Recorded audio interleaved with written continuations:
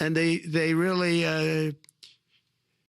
scared the Democrats large. I can't say the Republicans. The Republicans maybe could have fought harder to stop it, but it's been a tremendous waste of money. You know, during my 4 years, we had the cleanest air, we had the cleanest water, and yet we had the most productive economy in the history of our country. We had the most productive economy until COVID came. We had the most productive in the history of our country by far, and actually, you can look worldwide. We were beating everybody from China to everybody else. So, and we think we really now, with what we have learned and all of the other things that have taken place, we think we can even far surpass that. Actually, far surpass it. But we do. One thing we're going to be demanding is we're going to be demanding respect from other nations. Canada, we have a tremendous deficit with Canada. We're not going to have that anymore. We can't do it. I don't know if it's good for them. As you probably know, I say you can always become a state.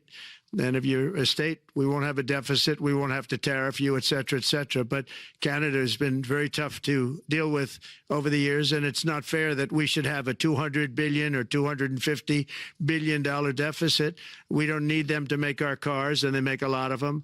We don't need their lumber because we have our own forests, et cetera, et cetera. We don't need their oil and gas. We have more than anybody. So, you know, just as an example, with Mexico, we're dealing with Mexico, I think, very well.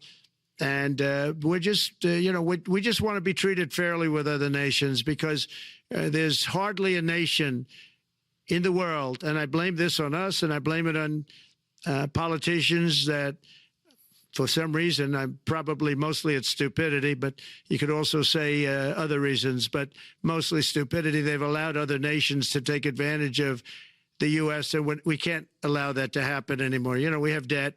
It's a very small debt when you compare it to the value of the assets that we have, but we don't want to do that. We want to just have debt be obliterated, and we'll be able to do that fairly rapidly. And a lot of good things are going to happen.